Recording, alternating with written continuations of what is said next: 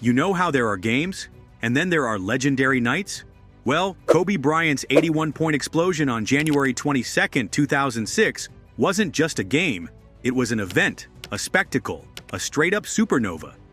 What makes it so special isn't just the number 81, it's how it happened. The flow, the fire, the fact that he dropped 55 of those in the second half, like he was in a video game with all the cheat codes turned on. This video is all about the legendary night. We're going to walk through every twist, every turn, every jaw-dropping moment of Kobe Bryant's 81-point masterpiece. Before we continue to our video, make sure to smash the like button, subscribe to our channel, and hit the bell icon to never miss any of our future uploads. Now let's get started. Number 8. The build-up, a regular January game, or so we thought. Nobody walked into Staples Center that Sunday night thinking they were about to witness history. I mean, it was just a regular season game between the Lakers and the Raptors. The Lakers were decent, not great, but Kobe had been cooking lately. Still, no one could have guessed he'd go nuclear. It wasn't a playoff game. It wasn't a matchup against the Spurs or the Suns. It was Toronto. A decent team, sure, but not the kind of opponent that usually triggers an epic moment. Kobe had been scoring like crazy that season. A few weeks earlier, he dropped 62 points on Dallas in just 3 quarters. People were starting to whisper, yo, this guy might be different this year. But 81? That was unheard of. Fans came in expecting a W, maybe 30 or 40 points from Kobe if they were lucky. No one expected an immortal performance. Number 7. The first half. Signs of the storm brewing.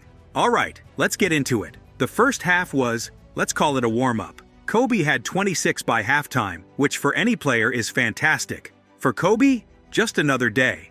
The Lakers were down by 14 points at one point, and it looked like Toronto might actually steal one in LA. But there were flashes, little moments, where you could feel something shifting. He was already hitting fadeaways. He was getting to the rim, draining jumpers, and looking smooth with every shot. But nothing too wild, yet. He looked focused, but not explosive. Just efficient. Smooth. That's the thing about Kobe. He lulled you in. You thought, okay, he's hot tonight. But nobody imagined what was coming in the next 24 minutes. Number 6. The second half explosion. Kobe goes supernova. This is where things got unreal. Like goosebumps, jaw on the floor. Is this real life? Kind of unreal? Kobe came out of the locker room looking like he had made a deal with the basketball gods. And man, did he deliver. He dropped 55 points in the second half alone. That's more than most players dream of scoring in an entire game. He was everywhere. Three-pointers, turnarounds, mid-range jumpers, free throws, layups, you name it, he hit it. The Raptors had no answer. They tried doubling him. Didn't work. Threw different defenders at him. Nope. Kobe was in that zone where it didn't matter who stood in front of him. You could feel the energy in Staples Center shift. Fans who had been casually watching were now on their feet. Every possession turned into a, what's Kobe gonna do next situation? The crowd was feeding him, and he was feeding right back. Possession after possession, he just kept going. Number 5. The Raptors' defense. Helpless witnesses to history. Let's give credit where it's due. Toronto tried, but they were stuck in a nightmare they couldn't wake up from. Every time they adjusted, Kobe adjusted faster. Every hand in his face, every trap, every switch. It didn't matter. He torched them from all over the court. Jalen Rose later joked that he still gets asked about it everywhere he goes. But honestly, what could he have done differently? When a guy like Kobe gets in that kind of rhythm, it's not about bad defense. It's just unstoppable offense. Coach Sam Mitchell looked helpless on the sidelines. You could see it on his face. This dude's about to drop 70 on us, and I can't do anything about it. And then, he didn't stop at 70. He went straight to 81. Number 4. The crowd, from casual cheers to roaring legends.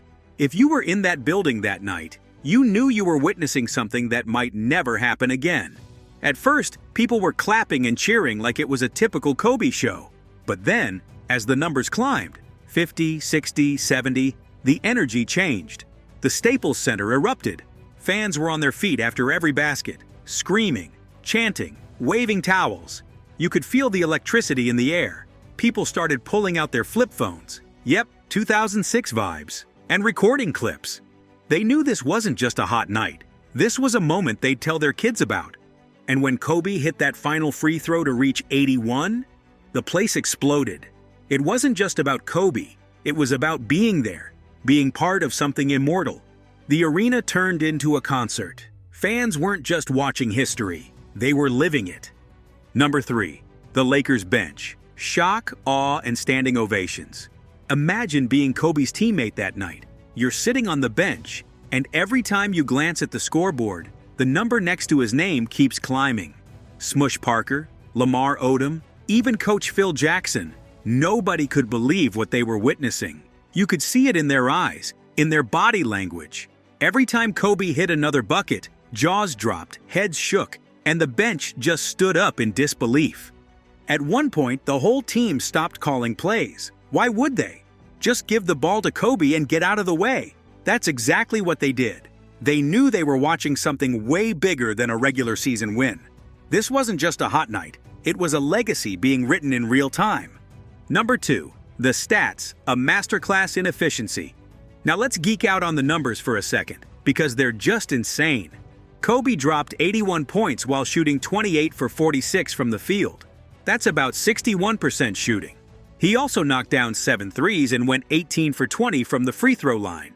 He didn't just score a lot, he did it efficiently. Think about that, 81 points on 46 shots. In today's game, we see guys chuck up 35 shots and finish with 40 or 50 points. Kobe wasn't just throwing shots at the rim, he was calculating, smart, ruthless. Every shot felt like it had to go in, and most of them did. Add in the fact that he had 6 rebounds, 2 assists, and 3 steals, and it wasn't just a scoring show. He was everywhere. And he did it in 42 minutes. No overtime padding, no chasing stats, just pure dominance. Number 1. The global reaction, basketball world in shock. After the game, the entire world took notice. SportsCenter, blowing up. NBA Twitter didn't exist yet, but if it had, it would have crashed. Headlines were going wild. Every sports talk show was asking, is Kobe the greatest scorer ever? Celebs were tweeting. Athletes from other sports were reaching out. Even non-basketball fans were talking about it. International fans? Oh, they felt it. Kobe had massive love from China, Europe, the Philippines, and beyond. His 81-point game only deepened his global icon status. Kids were rocking #8 jerseys the next morning. People in barbershops, classrooms, office spaces. Everyone was talking about that game. Outro.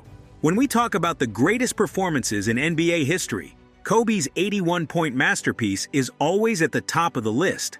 Not just because of the points, but because of how he did it. Fearless, smooth, and locked in like a man possessed. It was poetry in motion, a reminder of what happens when obsession meets opportunity. That's all for today's video. Thanks for watching, and have a wonderful day.